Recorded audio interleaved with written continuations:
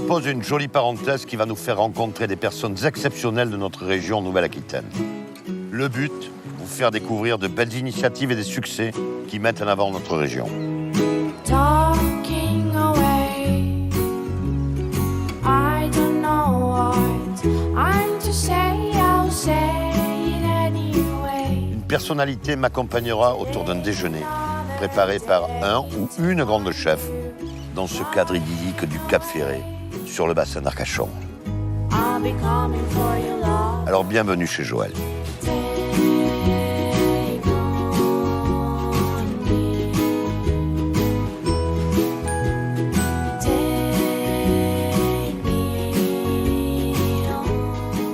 Alors bonjour Clémentine, Bonjour. Je suis ravi de te voir, pour plein de raisons. Parce que d'abord, j'adore ton père et ton oncle, des Cousseaux qui sont grande famille. Et puis je voulais te montrer une photo. Regarde. Vache. Ah ouais, celle-là, elle est collector. Alors, est-ce que tu reconnais les gens là-dedans? Mais là, il y a mon grand-père. C'est ça. Et on était tous au Fouquet, c'était la gastronomie aquitaine au Fouquet en 78. Moi, c'était mes premières, j'avais 21 ans. Et c'était nos premières armes de gastronomie. Pour débuter. Alors, ton grand-père, vas-y, raconte-nous, parce que c'est insolite quand même. Mon grand-père, il a créé son entreprise en partant de rien, parce qu'il a été dans un camp pendant la guerre. Il est revenu très très mal en point, mais avec l'amour de sa maman, il a repris goût à la vie et du coup il a créé une magnifique entreprise et toute la famille a suivi. Donc il y a mon oncle, mon père, voilà, tout le monde travaille. Et l'entreprise, ça s'appelle Le Relais de la Poste à Magesque. à Magesque, qui est une des plus belles tables de France. On essaye. Voilà. Alors, qu'est-ce que tu vas nous préparer pour nous faire rêver? Alors du coup, je suis venue avec mes petites asperges des Landes. Ensuite, on a donc de la truite saumonée fumée par nos soins. Et ensuite, on va faire avec un biscuit moelleux au chanvre. Parfait, ça va bien tomber parce que le chanvre, je crois qu'on a une histoire avec le chanvre tout à l'heure. Oui, très très belle histoire là aussi. Eh bien, c'est parfait. Eh bien, écoute, moi, je vais aller chercher Ariane Massenet maintenant, qui va venir nous accompagner à table. Et on va accueillir Lolita et Camille, parce qu'aujourd'hui, il n'y aura que des femmes sur le C'est plateau. girl power. Exactement, girl power, c'est ça.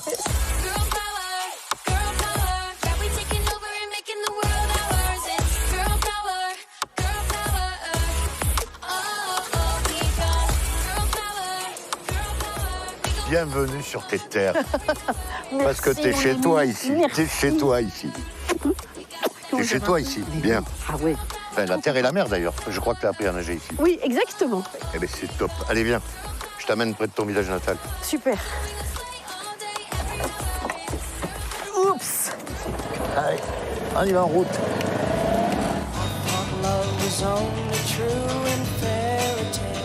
Donc, t'es contente d'être revenu dans ton coin en cette période Écoute, je suis super contente. Très longtemps que je suis pas venue à cette période de l'année. T'as vu comme c'est merveilleux? Oh non, mais il y a pas mieux, hein. Il y a pas mieux. Le mec qui souffre ici, c'est qu'il a vraiment envie de souffrir. Hein. Ouais.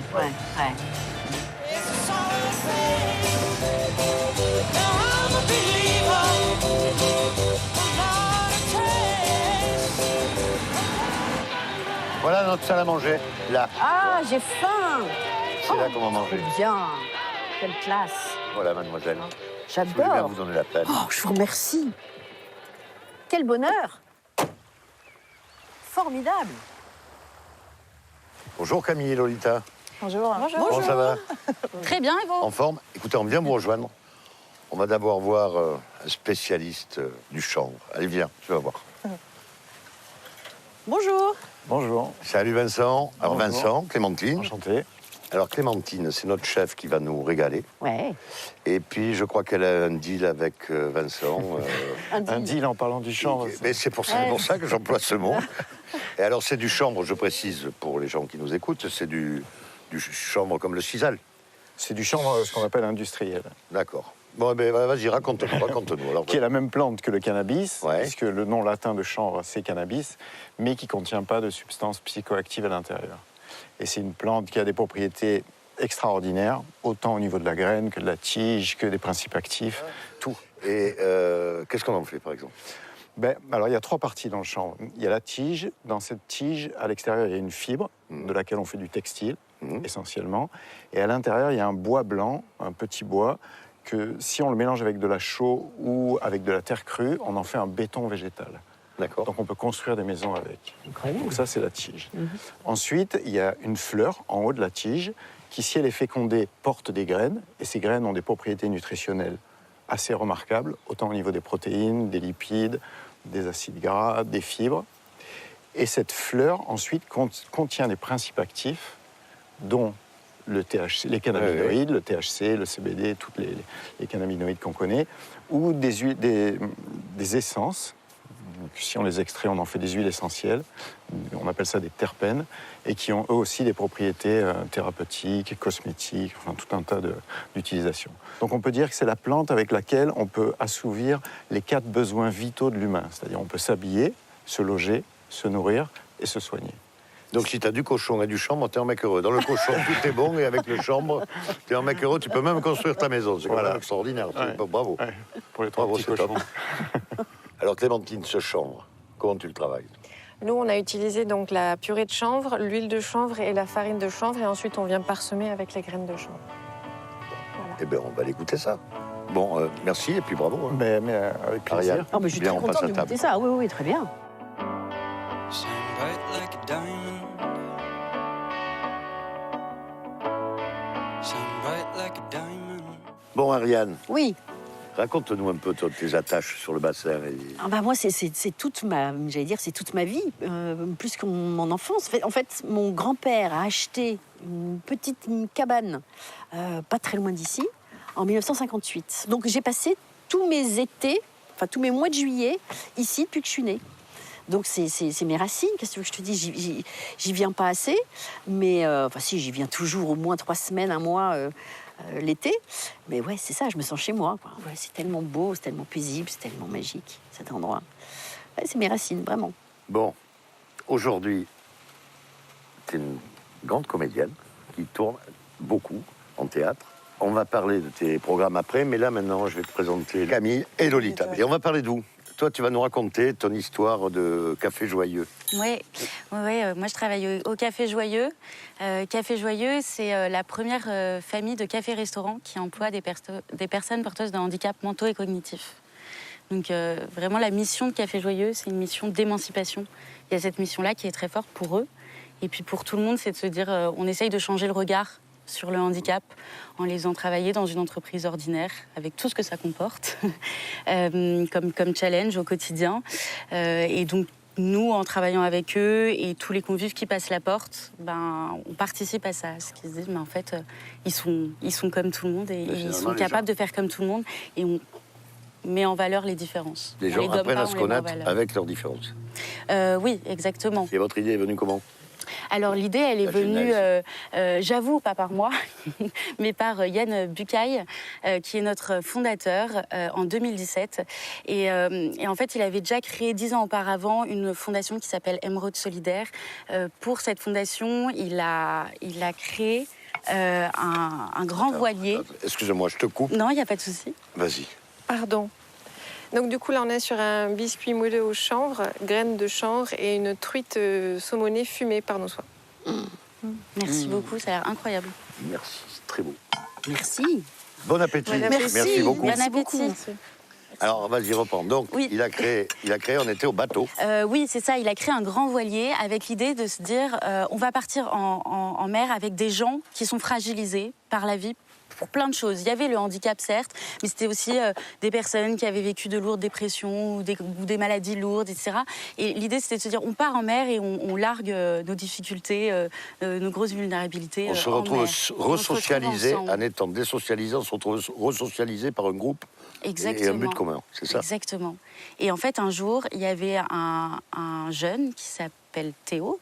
Et Théo est allé voir Yann, notre fondateur, qui a plusieurs entreprises, et lui a dit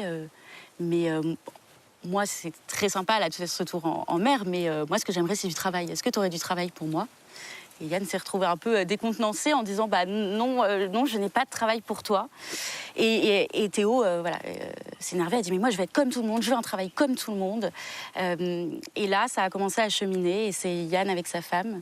Ils ont réfléchi pendant 2 ans et est né le premier café joyeux en 2017 à Rennes. Et il y en a combien du coup en France maintenant aujourd'hui de cafés joyeux? Aujourd'hui il y en a 13 en France et il y en a 2 hors France. Il y en a un à Bruxelles et un à Lisbonne. C'était très ambitieux, c'était pas gagné quand même. Quand il a décidé de lancer ce truc-là, c'était compliqué. Et en si peu de temps, il y en a déjà 13.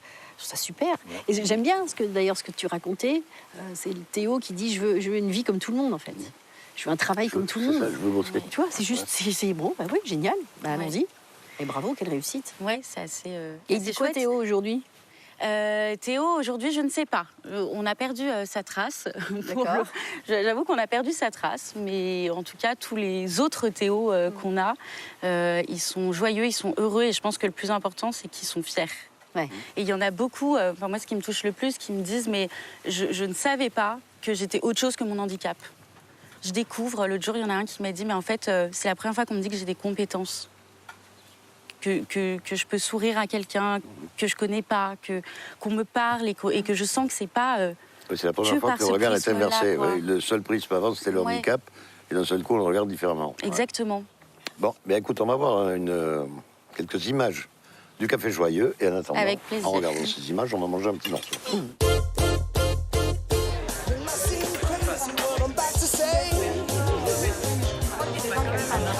Alors, il n'y a pas de compétences prérequises. Il y en a qui ont déjà des expériences en amont, et ça, c'est très bien. On va pouvoir l'utiliser, s'appuyer aussi sur ça.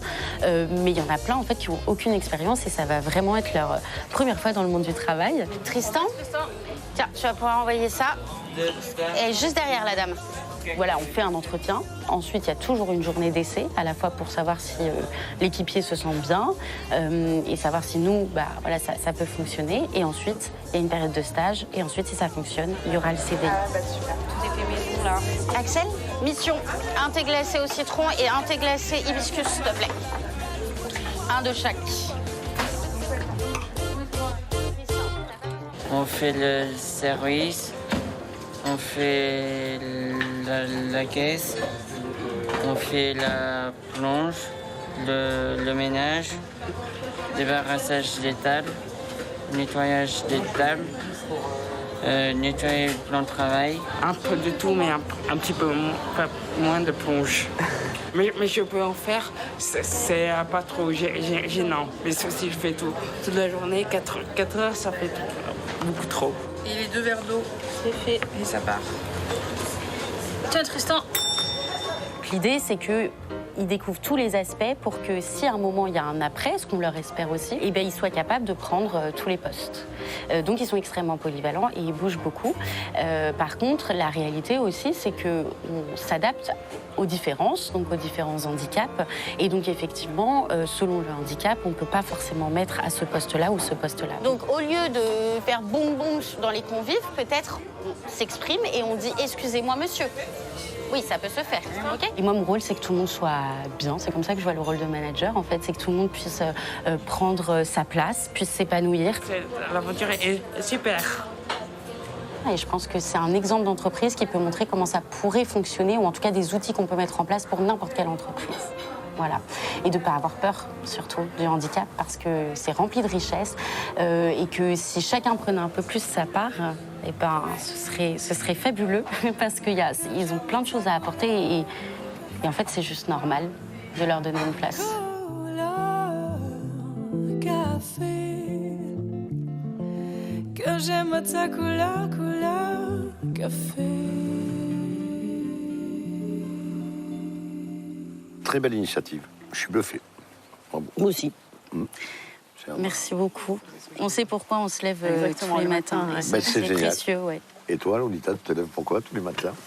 Pourquoi? Raconte-nous. Moi, j'ai créé une association qui s'appelle Floricote, qui a démarré ses activités l'année dernière, il y a pile 1 an. Et en fait, on est agréé atelier chantier d'insertion. On est basé en Charente-Maritime, en zone rurale. Et moi, mon objectif, en fait, c'était d'embaucher des personnes éloignées de l'emploi et d'avoir une activité qui soit dédiée exclusivement à l'horticulture, et notamment sur la production de fleurs coupées. Donc on fait de la fleur coupée qui est labellisée bio. D'accord. Et la fleur coupée, c'est un truc particulier? C'est quoi la fleur La coupée? fleur coupée, c'est une des branches de l'horticulture, sauf que c'est une branche qui se porte pas bien depuis plusieurs années et qui perd énormément d'exploitants, quoi. En France, on est un gros pays consommateur de fleurs coupées. Par contre, 85% des fleurs qu'on achète, en fait, en magasin, elles sont importées. Et elles sont importées des Pays-Bas, qui eux-mêmes importent massivement d'Afrique. 85%? Oui, 85%, ouais. Ah ouais. De Afrique de l'Est, Amérique latine, Kenya, Éthiopie, l'Équateur. C'est pas marqué ça, c'est marrant dans les magasins de... Bah non, on n'a pas d'obligation, ça se mange pas. Donc c'est pas une production vivrière. Donc... Putain, moi j'aimerais savoir. Eh ben, on va bouffer les fleurs à partir de demain. Tiens, regarde, voilà, tu vois tout ça, il n'y en aura plus une là qui va rester, je vais tout les bouffer. Donc en fait, moi mon idée c'était, je connais l'insertion parce que j'ai travaillé 5 ans. Je trouve que c'est hyper enrichissant, quoi. Tu rencontres plein de personnes que tu n'aurais pas rencontrées dans ta vie de tous les jours. Donc, Vous avez un gros turnover ou pas? Oui, ouais. Les chantiers d'insertion, oui, ça tourne beaucoup. On est un chantier d'insertion, on est là pour les former au métier d'horticulteur, mais en fait on est un tremplin, on est une passerelle, quoi. On est une passerelle vers un emploi derrière, un projet de formation. On est là pour lever les freins à l'emploi. Et donc il y a mettre le pied à l'étrier. Ouais, c'est ça. It's been a long, cold, lonely winter. Clémentine, tu nous manques. Qu'est-ce que tu nous as préparé? Délicieux. Là, on est parti sur l'asperge des Landes. Ouais. On a un petit magret fumé séché par nos soins et on a des cacahuètes de la ferme d'Arrigade à Souston. Donc là, on va faire un petit saut à 12 km, mais on est toujours dans le secteur. On a des risques. Hein. Vous exportez beaucoup. Des fois, ça nous C'est à arrive de 12 sortir de ouais. Magès, mais comme on a tous les produits, c'est vrai que c'est compliqué. C'est vrai, c'est difficile. 12 km, vous avez un visa? Comment ça se passe pour aller si loin? C'est difficile de bouger dans les Landes. C'est ça. Et une fois qu'on est parqué... Bon appétit. Merci beaucoup, bon appétit. Merci beaucoup. C'est très très bon. Et toi, Lolita, c'était venu comment, cette envie Ce projet, d'aider les autres, ce côté altruiste Moi, j'ai travaillé 5 ans en insertion, en associatif. Et après, moi, j'ai fait tout mon cursus scolaire en production végétale. Après, j'ai refait une formation adulte à Bordeaux, d'ingénieur agronome. Enfin, moi c'est ma passion, quoi. Je suis contente de me lever le matin, d'être dans les champs, d'être avec l'équipe, de faire de la récolte. C'est drôle parce que toutes les deux, ça a l'air de donner du sens à vos vies, cet engagement pour les autres et cette... Je crois qu'on est dans une génération, on a besoin d'avoir un métier où on se sent utile. Enfin, moi, c'était important.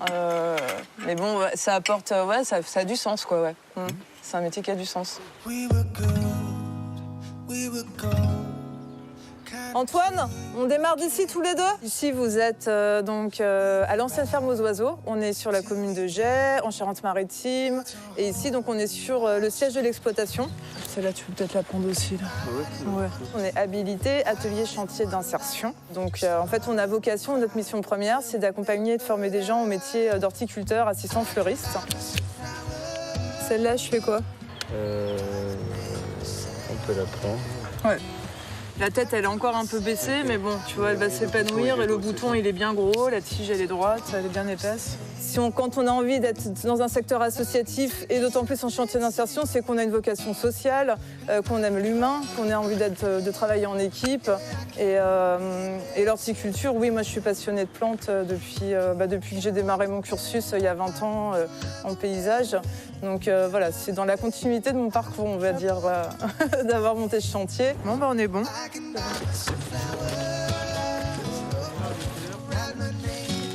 Donc là, c'est la salle de transformation. C'est là qu'on conditionne les tiges, qu'on les calibre. Et après, on prépare notre feuillage et on fait nos petits bouquets derrière. Ouais, prends-toi 9 tiges, là. Une bleue. T'en as combien, là? 7? On est 9. C'est bon? Okay. Ouais. J'aime beaucoup la mixité des publics qu'on accueille, les profils qui sont complètement diversifiés, quoi, en chantier d'insertion. Vous préparez le feuillage, là, du coup, pour... Ok. Pour moi, c'est du tout nouveau de faire des bouquets, oui. Bon, après, c'est pas bien compliqué, mais bon, c'est le temps de se mettre en main, quoi. Ok.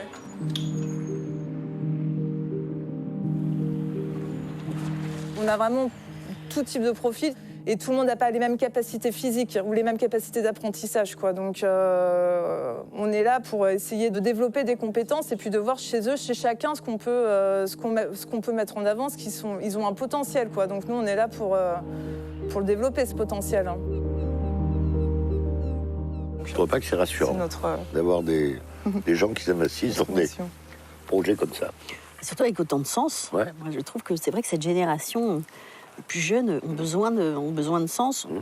Nous aussi, mais c'était peut-être pas un combat qu'on menait d'une façon aussi pugnace, quoi. Et je sais pas à quoi c'est dû. Pourquoi cette génération, votre génération, tout d'un coup, a besoin de sens? Parce que je pense qu'on vous avez une explication à ça? D'un tournant, enfin qui a commencé déjà avec vous. Enfin, il y a quand même des tournants, une volonté de se libérer, de plus s'investir, de plus participer aussi au sein de la société, de se dire ok, bah, on a une société face à nous, on peut s'investir, on peut être acteur, en fait, pleinement acteur de ça. Et après, je pense que notre génération, elle fait partie, oui, d'un tournant. Il se passe beaucoup de choses. Il y a aussi, c'est une réalité, peut-être de la violence, une certaine révolution sur plein de choses, sur la vision qu'on a du monde aussi, de notre futur, etc. Et je pense que l'action s'impose à nous aujourd'hui. Ouais. On doit être si vous en faites action. Rien.